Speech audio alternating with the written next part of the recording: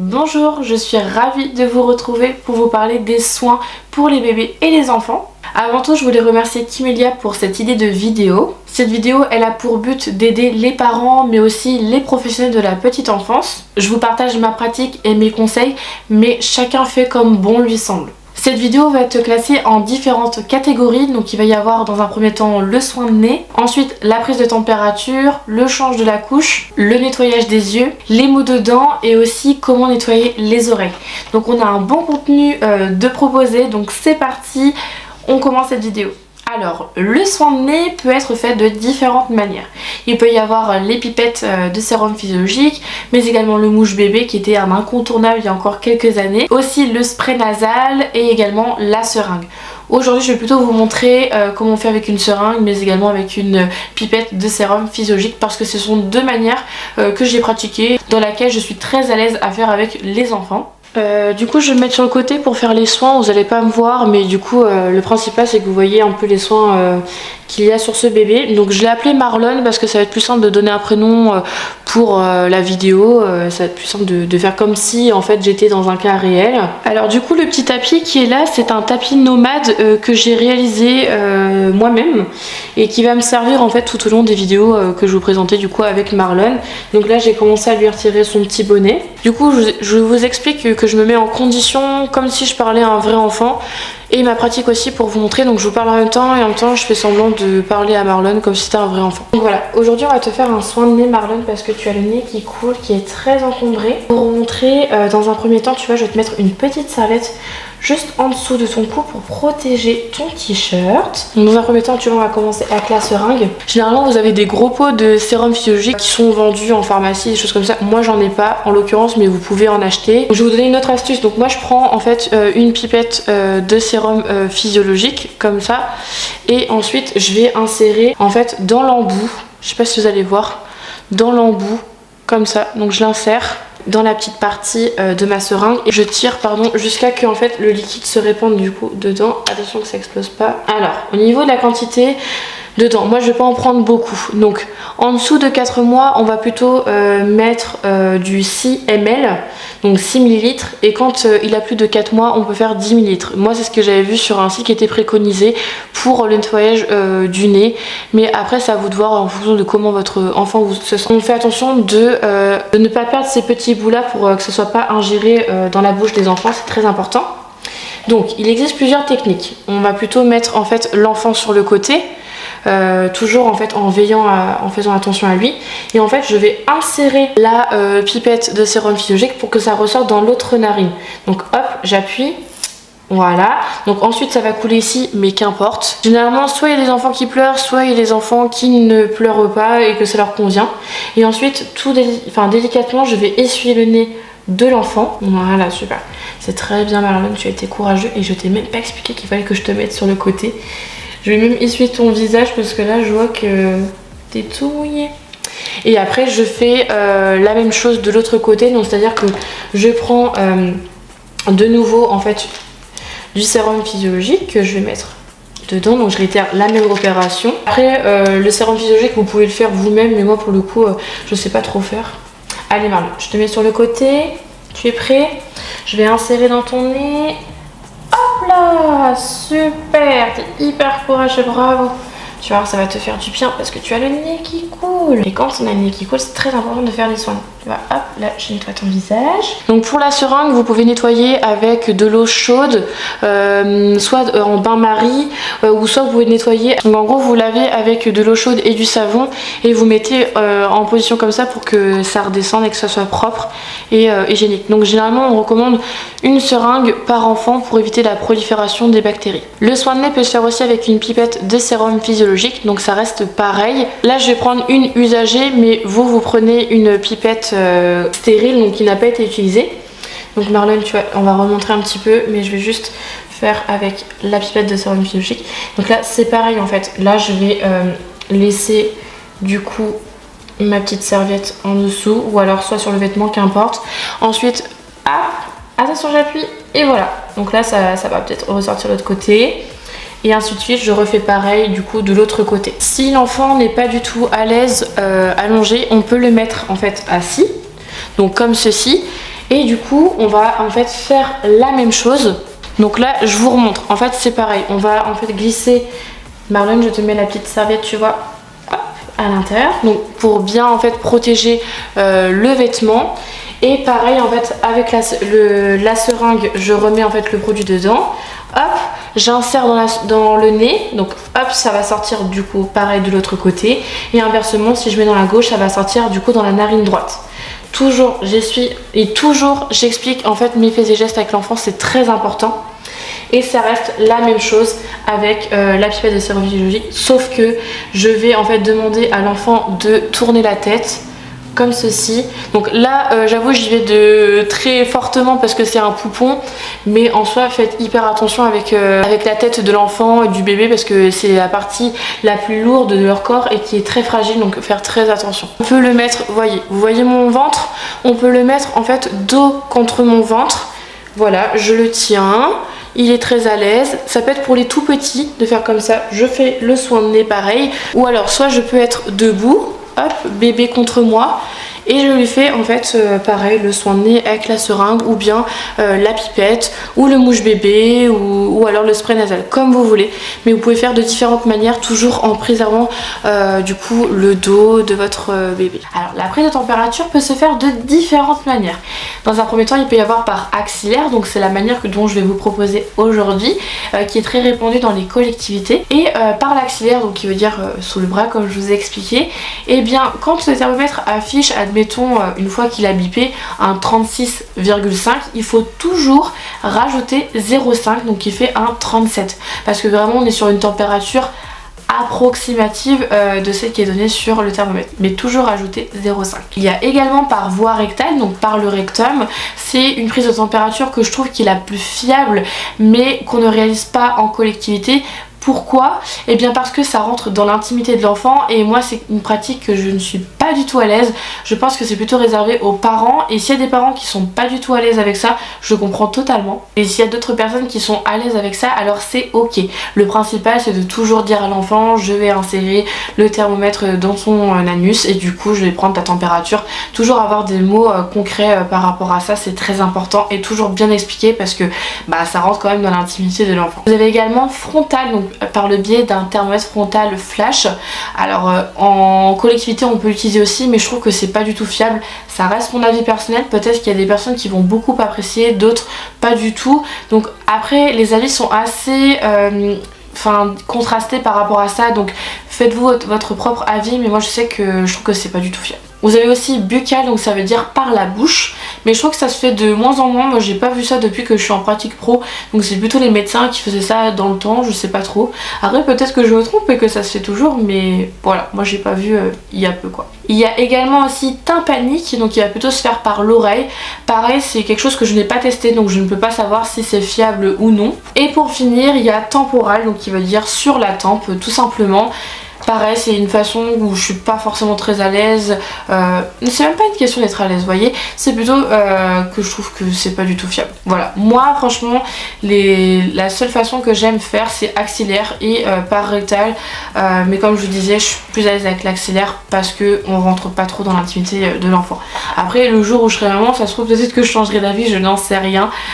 Mais voilà, en tout cas le plus fiable, ce qu'il faut retenir c'est par le rectum. Alors on va parler de fièvre lorsque la température corporelle va dépasser les 38 degrés. Et lorsque cette température elle va être prise chez un enfant qui est couvert, qui n'a pas pratiqué d'activité physique il y a peu, et qui a été non exposé à une atmosphère très chaude, parce que là du coup ça peut différer finalement par rapport à la fièvre.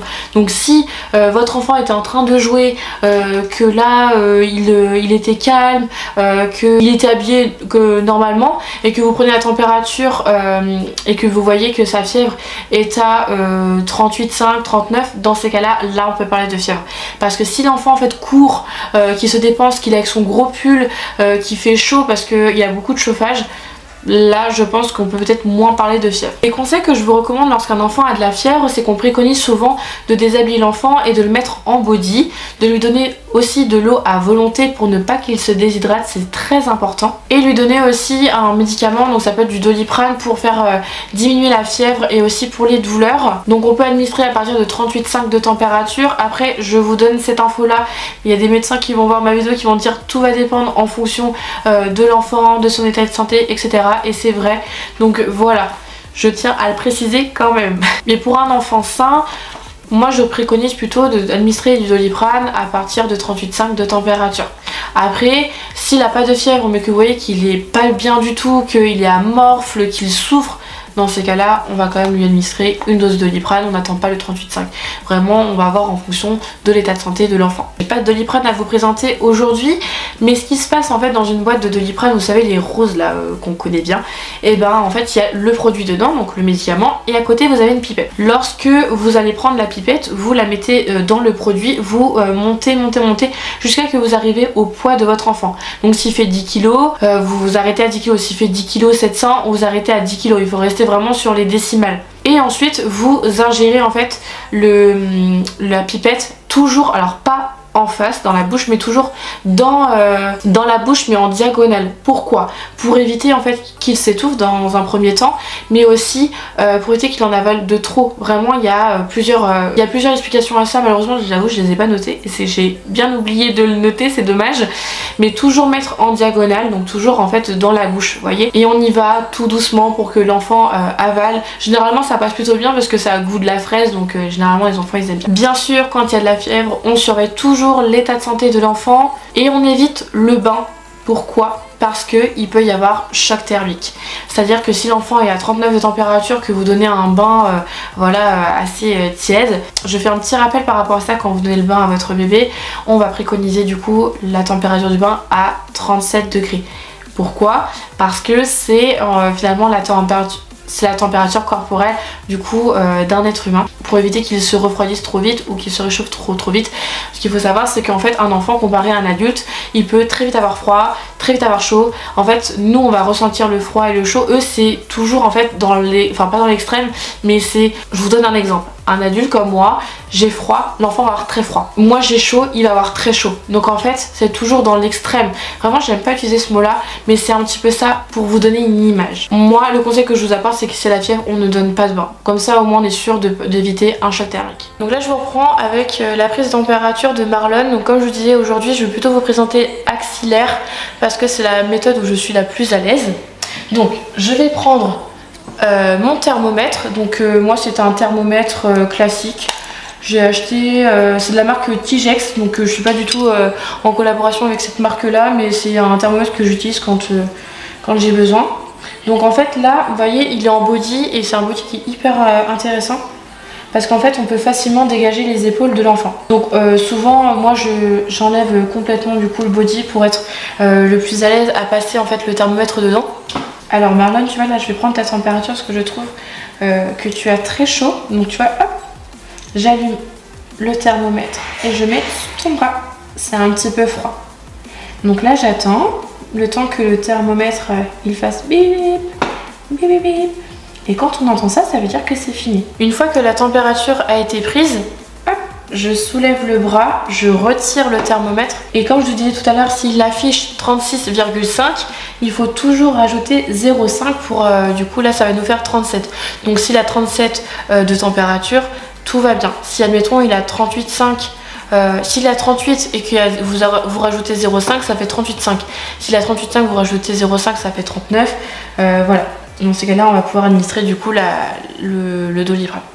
Donc voilà, là j'ai enlevé le thermomètre, je te rhabille. Et après, vous pouvez faire aussi de l'autre côté pour avoir un résultat au moment où vous êtes sûr qu'il y a de la fièvre, etc. Moi souvent je sais que j'aime bien prendre sous les deux aisselles pour être sûr, mais chacun fait comme il veut. Comment choisir une couche? On va choisir en fait une couche en fonction du poids de votre bébé ou de votre enfant. Pourquoi on ne choisit pas par rapport à l'âge? Eh bien si je place deux bébés devant moi, donc de bébés de 6 mois. Si les poids sont complètement différents, dans ces cas-là, on va plutôt se baser sur le poids et non pas par l'âge, parce que vraiment, en fait, l'âge de l'enfant, il peut y avoir chez différents enfants différents poids. Donc l'idée, c'est vraiment de se baser sur le poids au moins vous êtes sûr du type de couche à choisir pour votre enfant. Pour les enfants qui sont en phase d'autonomie, donc l'autonomie, ça veut dire que l'enfant va commencer à faire de lui-même, à apprendre les choses de lui-même, faire tout seul.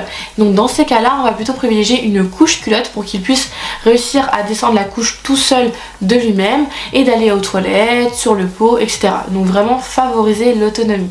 Alors je viens de remarquer que mon bébé, je l'ai appelé Marlon. Sauf que c'est une petite fille et je n'ai pas vu. Quand j'ai reçu le bébé, j'étais pourtant sûre d'avoir commandé un petit garçon. Et c'est une petite fille. Bon, c'est pas grave. On va pas te donner de jolis prénoms pour aujourd'hui, mais on va plutôt montrer le change de la couche. Donc ce qu'on va faire, donc, tout ce qu'on a besoin, c'est de prendre la couche, tout ce qu'on avait besoin. Donc comme je vous disais, c'est très important d'avoir tout le matériel nécessaire à côté pour pouvoir commencer du coup les soins. Avant de faire n'importe quel soin pour un enfant, il faut qu'on ait tout le matériel nécessaire. Donc dans un premier temps, on va avoir besoin de couches, donc pour changer la couche bien évidemment. Également des cotons lavables, mais ça vous pouvez faire avec ce que vous voulez, donc soit des gants, etc. Ensuite un coton-tige, une seringue pour faire le soin de nez, également un thermomètre, une boîte de sérum physiologique, des compresses. Et là ce sont des médicaments qui sont, la date est dépassée, mais je vais m'en servir pour faire la crème pour le change, mais également aussi un gel gingival. Donc là je vais retirer ton pantalon, hop. Je bascule bébé toujours sur le côté pour éviter en fait de lui faire mal du coup à son dos. Je mets toujours une main sur le ventre de l'enfant quand il est sur la table allongée, c'est très important, qu'importe ce que vous faites, toujours une main sur le ventre de l'enfant parce que s'il tombe, il peut y avoir voilà, des gros soucis et on va éviter d'avoir ça, donc on met toujours une main sur l'enfant, on veille toujours à lui, c'est très important. Je vais retirer du coup ton body. Pareil, je continue à mettre sur le côté, je remonte le body. Toujours monter, en fait voilà c'est un peu extrême mais vous remontez un petit peu dans le dos. Et donc là, ah ok, on va regarder ta couche, j'enlève le scratch.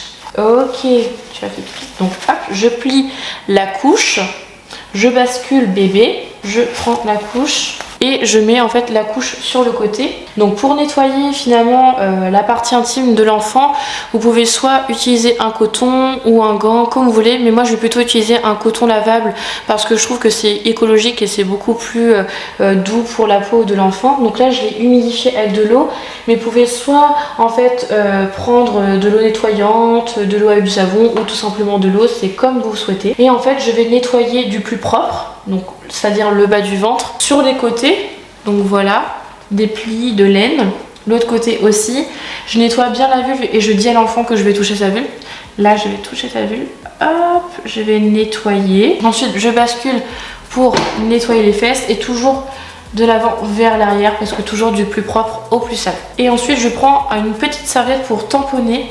Donc en fait le fait de tamponner ça permet d'enlever l'eau et d'éviter que ça macère dans la couche. Donc si le temps du change de la couche de votre enfant il bouge beaucoup, qu'il a envie de faire plein de choses, vous pouvez lui donner un jouet dans la main. Des fois ça permet qu'il se concentre sur un jouet tandis que vous effectuez le change.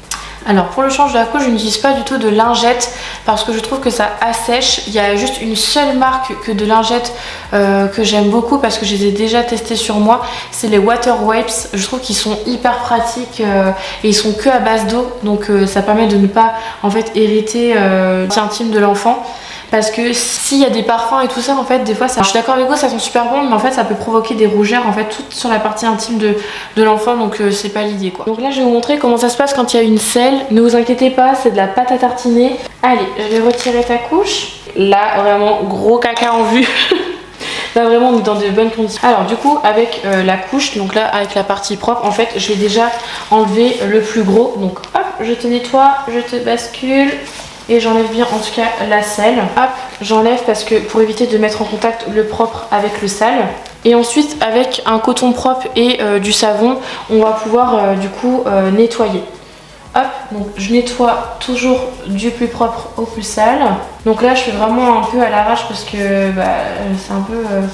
je suis pas en condition, mais voilà. Donc là j'essaie de bien nettoyer. J'hésite pas à prendre plusieurs cotons si besoin. Donc hop, je nettoie toujours du plus propre au plus sale. Donc hop, attention, je vais te laver les fesses. Et toujours en fait je dis la température, j'avoue j'ai pas pensé à le dire, mais je dis toujours l'eau elle est tiède, tout ça quoi. Vraiment j'essaie d'être la plus précise possible. En fait je me rends compte que sur un bébé en vrai c'est plus facile, mais sur un mannequin c'est plus compliqué. Oh la catastrophe. En fait ça étale plus qu'autre chose. Alors ne faites pas comme moi, ne remettez pas le sale avec le propre, mais essayez de faire... voilà, toujours du plus propre au plus sale, donc toujours le bas du ventre, les plis de laine comme je vous avais montré, la vulve ou le pénis. Lorsqu'il y a le pénis et les bourses, toujours nettoyer en fait le contour du pénis, les bourses aussi toujours bien nettoyer pour bien que ça soit propre. Et ensuite, quand c'est une vulve, comme je vous montre, voilà, j'explique bien ce que je fais. Je nettoie ta vulve, je nettoie ton pénis, je nettoie tes bourses. Je pose toujours des mots en fait réels sur l'anatomie du coup des enfants. Moi je trouve que c'est hyper important. Donc là faites comme si c'était propre parce que sur un mannequin c'est un peu plus compliqué. Donc ensuite je tamponne, vous voyez c'est légèrement en fait appuyé sur la peau de l'enfant pour en fait l'essuyer. Purée, j'ai l'impression que la pâte à tartiner elle est bien restée dedans, super. Alors là on va plutôt dire que c'est une selle en fait plutôt molle, voire normale. En fait tout dépend en fait de l'enfant en fait ce qu'il va faire comme selle. Si on est plutôt sur une selle comme des petites crottes de lapin, des toutes petites crottes, ou alors une crotte assez dure, là on va plutôt parler de selle dure, mais je vous mettrai juste ici en fait une photo avec en fait les différentes selles que peuvent avoir vos enfants. Chez les nourrissons, on va plutôt partir sur des selles jaunâtres, c'est tout à fait normal puisque en fait elles sont de cette couleur là. Si jamais vous sentez que votre enfant il est constipé, qu'il a mal au ventre, que les selles sont très dures mais comme des cailloux, dans ces cas là on va plutôt préconiser une alimentation à base de courgettes s'il a commencé la diversification alimentaire, mais aussi de l'épar, c'est une eau qui fonctionne très bien, donc ça peut être aussi être utilisé dans les biberons, mais également de la compote pomme pruneau. Ça vraiment ça fonctionne très bien pour le transit, tout ce qui est à base de fibres ça fonctionne très bien, donc voilà, n'hésitez pas à donner ça à votre enfant si jamais il est constipé. Alors en cas de selle débordante ou de pipi débordant, si vous voyez que le body il est complètement souillé par le pipi et le caca, vous continuez sur cette même façon de procéder au nettoyage, et à la fin vous retirez le body et vous en remettez un autre. Après vous pouvez pendant ce temps mettre une serviette sur le corps de l'enfant pour qu'il est quand même bien chaud, parce que c'est un bébé et un enfant ça se refroidit très très vite, donc on fait bien attention à ça. Alors lorsqu'un enfant a une rougeur, on peut appliquer de la pâte à l'eau. Donc moi c'est de la vaseline que je vais appliquer parce que voilà, j'ai que ça qui peut en fait se référencer à une crème. Donc on va plutôt utiliser une pâte à l'eau pour si jamais il y a une rougeur. Donc des fois ça peut être pour une fille en fait au niveau des parties de la vulve, donc l'aine, des fois il peut y avoir des petites rougeurs qui peuvent être liées à différents points. Donc ça peut être une couche qui n'a pas été changée depuis un moment, ça peut être les douleurs dentaires qui peuvent provoquer un érythème fessier. Bref, il y a plein d'exemples que je pourrais vous lister. Après si vous avez un doute, n'hésitez pas à consulter votre médecin, mais moi plutôt je vais utiliser une pâte à l'eau, donc il en existe plusieurs de différentes marques. Pour le coup j'ai décidé de ne pas vous en parler puisque c'est à vous de faire votre choix. Après il y a des marques que j'apprécie, mais pour le coup ce sont pas mes enfants sur laquelle j'ai pu tester, donc je peux pas trop vous dire. Donc je vais vous montrer comment on applique du coup la crème. Donc là hop, je bascule l'enfant, je mets du coup la couche juste en dessous, voilà, je regarde bien que c'est bien monté. Vous avez la couche en haut, je mets bien la couche comme ceci. Et là en fait généralement moi ce que je préconise c'est de bien vous laver les mains avant d'appliquer en fait la crème. Alors soit il y a deux manières de faire que moi je vais faire, je vous montre. Donc en gros là c'est un érythème fessier, ok, donc dans ces cas là soit je peux appliquer avec un gant sur les mains et j'applique sur les parties intimes, ou soit en fait j'en mets un tout petit peu dans la couche et en fait je vais tamponner comme ceci. Donc moi je vais plutôt opter sur cette option là. Pourquoi? Parce qu'en fait j'ai pas de gants en fait à la maison pour pouvoir le faire. Donc en fait je vais appliquer juste une toute petite noisette en fait sur la couche, je sais pas si vous allez voir, donc hop, une toute petite. Voilà, donc là c'est transparent donc je pense que vous n'allez pas voir grand chose. Et ensuite je tamponne Vous voyez mon geste? Je tamponne, voilà, je tire pas, je tamponne pour éviter de faire le moins mal possible l'enfant. Donc quand je lui applique à l'enfant, je dis toujours que c'est froid, que voilà, je vais lui appliquer la crème, j'explique toujours. Et ensuite, je ferme la couche. Donc, pour fermer la couche, donc je maintiens bien ici à ce que ça soit bien remis. Ensuite, je mets les scratchs, voilà, sur le côté aussi. Je mets toujours 2 doigts en fait ici pour vérifier en gros que c'est pas trop serré. Donc là, je vois que c'est parfait. Je vérifie aussi que les petites languettes soient toujours ressorties pour éviter en fait tout débordement d'urine ou de sel. C'est hyper important. J'ai oublié de vous préciser aussi, mais si vous voyez que le siège de l'enfant est à vif, c'est-à-dire que la peau est ouverte, on n'applique pas de crème parce qu'en fait ça a un effet de brûlure chez l'enfant. C'est comme si vous mettez de l'huile sur le feu. Si on voit en fait de la peau à vif, on ne met absolument rien à part de l'eau pour nettoyer du coup le siège de l'enfant. Donc ensuite je vais rhabiller l'enfant, donc je lui remets son body, donc voilà, toujours sur le côté. On fait attention, on ne peut, enfin moi je conseille pas de faire ça parce qu'en fait ça abîme le dos de l'enfant. Donc vraiment toujours en fait positionner l'enfant sur le côté, très important pour l'ergonomie de l'enfant. Et ensuite voilà, je continue à lui mettre son petit body, les pressions, donc là je vais te mettre les boutons et ensuite je mets le pantalon. Donc je me mets en mode je crois que c'est la position crabe, donc je mets ma main à l'intérieur, vous voyez, et hop, j'attrape le pied de l'enfant et je fais glisser du coup hop, le pantalon. C'est hyper facile à faire quand l'enfant ne se débat pas, bien sûr, parce que des fois c'est pas évident. Donc hop, je fais pareil de l'autre côté et je mets le pied à l'intérieur. Alors moi là j'ai les ongles longs, si vous avez les ongles longs, faites surtout très attention de ne pas du coup griffer l'enfant, hein, bien sûr.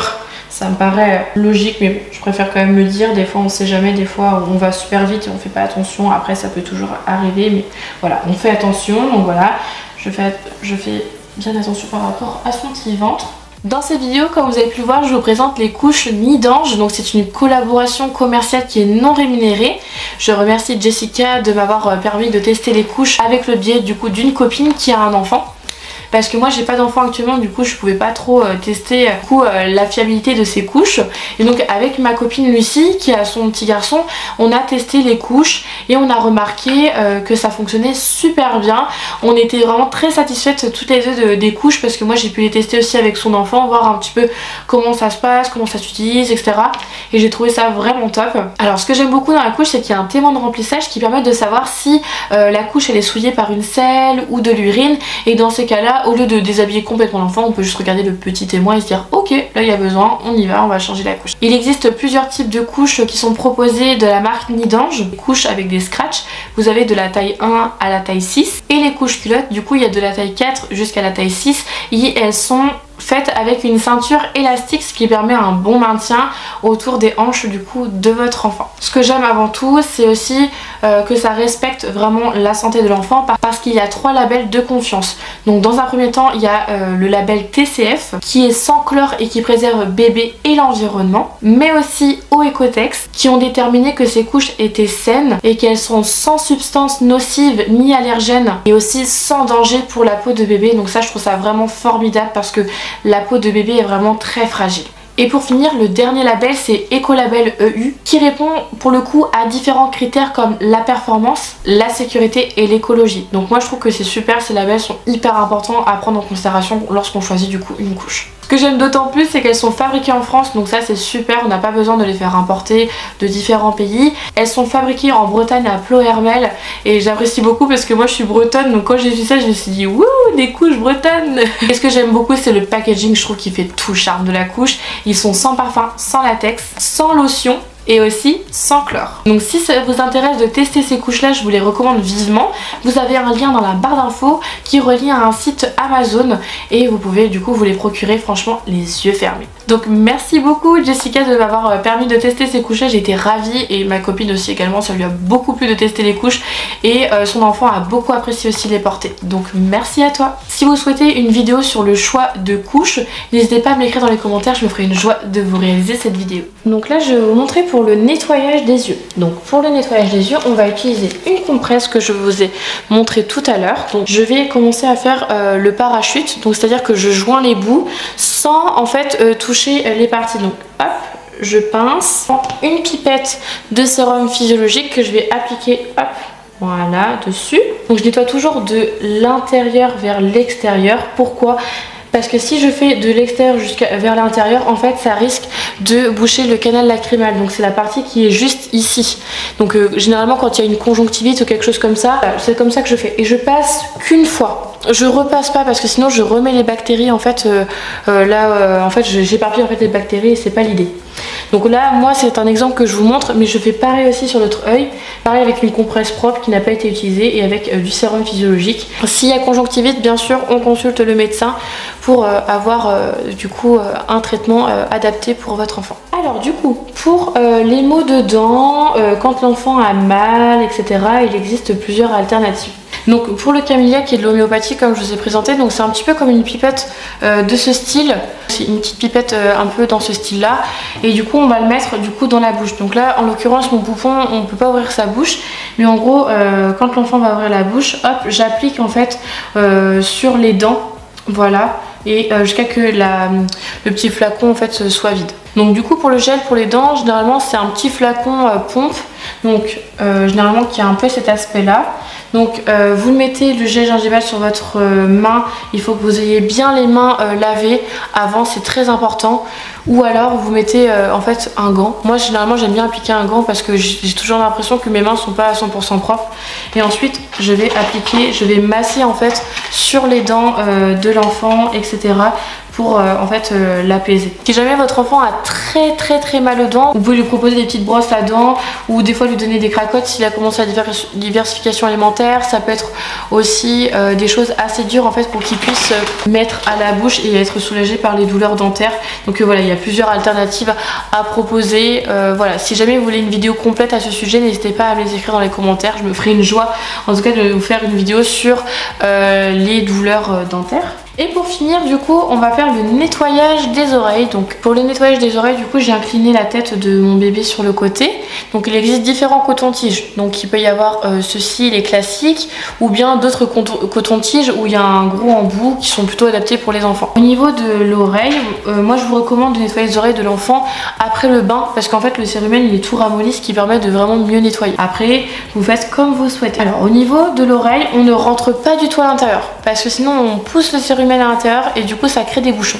Donc pour nettoyer l'oreille, donc je prends mon coton-tige. Donc là en fait on va nettoyer le pavillon, donc ici, et ensuite hop, légèrement en fait à l'extérieur, toujours à l'extérieur pour que ce soit bien nettoyé. Et ensuite je fais pareil de l'autre côté, hop, je vais tourner ta petite tête, hop, et je fais pareil en fait de l'autre côté, hop, l'extérieur, là aussi, hop, voilà, et c'est bon.